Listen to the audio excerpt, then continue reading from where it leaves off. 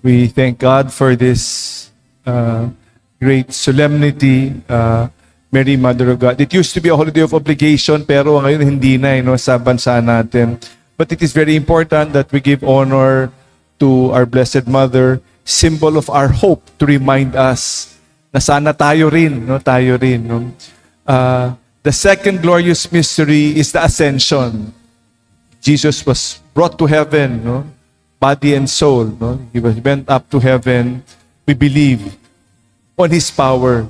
Today, Mary inakyat to the grace of God. Not on her own, but inakyat siya. May nag-akyat sa kanya. And then next week, the 22nd, which is next Thursday, we celebrate the fourth glorious mystery, the coronation, the queenship of the Blessed Virgin Mary. So this is what we are reminded of today.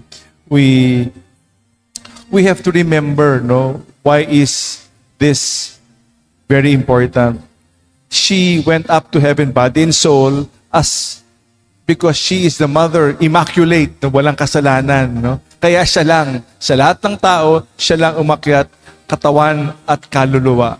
Tayo, we pray that we may be brought to heaven, our spirit be brought to heaven. But in the very, very end of time, magsasama naman yung katawan at kaluluwa in the end. Our earthly bodies, yung mga katawan natin, hindi naman masama yung katawan Ito yung vehicle na para tayo'y makapasok sa langit, sa pamamagitan ng katawan na ito. It is not evil, and we thank God for this reminder. Kasi parang tingin na sa katawan na ito, madumi yan. No. It is what we do with it, how we use this body to bring us a wonderful vehicle to bring us to heaven.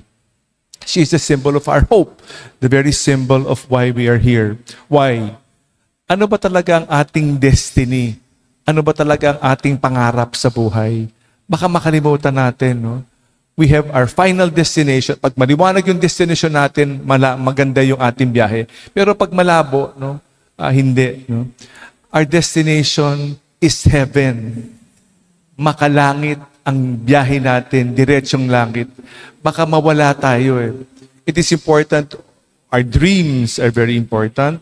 We all hope to go to heaven. Heaven is our dream. But we might get waylaid.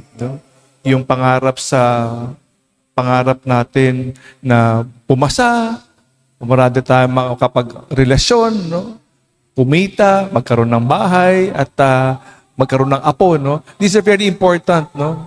All these are very, very important for our destination.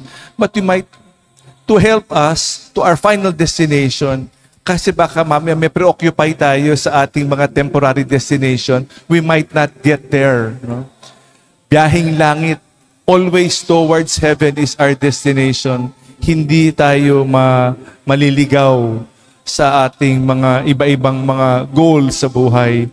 We have a final destination. Let us not forget that. May it remind us of how important these goals are. Makalangit na gawain. As a matter of fact, we all know, 3 Sundays ago, we spoke of Jesus, the bread of life, and tinapay ng buhay. Pati next Sunday, 4 Sundays of the bread that came down from heaven, tinapay ng buhay. The Mass, these are heavenly foretaste of heaven. How much do we truly aspire ang ating pagnanais talaga na tunay na makaroon ng langit sa lupa?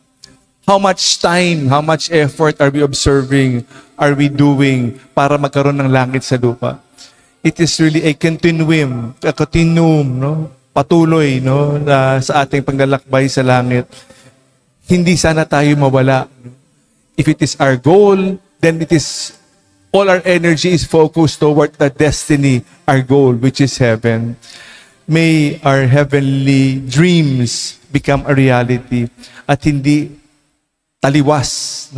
We say, I want heaven, pero ang ginagawa natin ay hindi makalangit na gawain. Ang ating pag-iisip ay hindi makalangit. So we are reminded of this wonderfully today. She is our hope. She did it. Siya lang ang makalangit na tao, ang makalangit na lupa, na tao, ang ating mahal na Birhen, na umakyat sa langit, body and soul. Because of that, we too pray that we may get there with her intercession. Today also is the birthday of our patron, no, si San Antonio ng Padua. So we honor our saint who remind us of how important it is, no, to not get waylaid in our true destiny, our true destination in heaven, shown by our Blessed Virgin Mary.